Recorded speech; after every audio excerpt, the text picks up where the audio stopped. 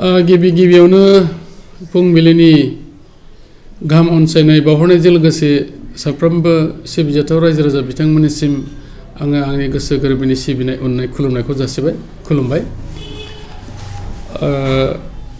दिनै मोनाबिलिनिफ्राय बर'दिन बेयो जागायजेनबाय।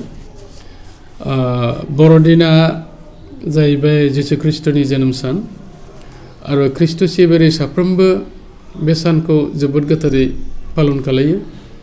दा बेनिखायनो ख्रिस्ट' सिबियारि बिथांमोनजों लोगोसेयै जोंनि ओनसोलाव थानाय साफ्रोमबो धोरोमारि मानगोनां रायजो राजानिसिम आङो बे समाव आरोबाव रोजा रोजा साबायखर बावहरनो सानबावदों।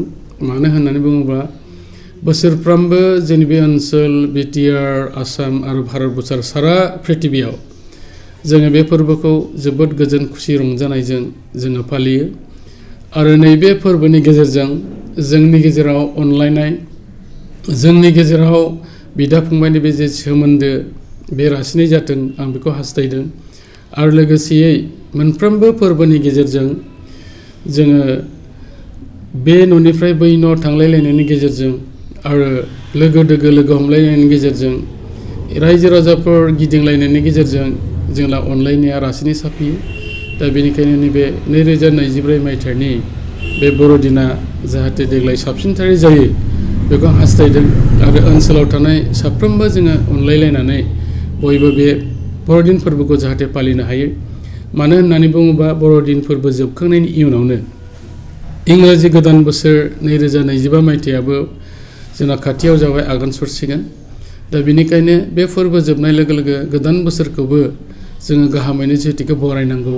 बेनिखायनो बर'दिन फोरबोजों लोगोसेयै आङो गोदान बोसोरनिबो बयनिसिमबो आंनि गोसो गोरबोनि गाहाम हामलायथिखौ जासिदों आरो बे फोरबोनि गेजेरजों फैबाय थानाय समाव जोङो मोनसे थांखि लानानै बयबो आवगायनो फै, जाहाथे फैबाय थानाय समाव जोंनि न'खरा जौगाथों, जोंनि ओनसोला जौगाथों आरो बयजोंबो खौसेयैनो जोङो खामानि मावनानै बिसेसकरि बे बिटिआर ओनसोलखौ जोङो जौगाहोनो हाथों आं बेखौ मिजिंथिबाय।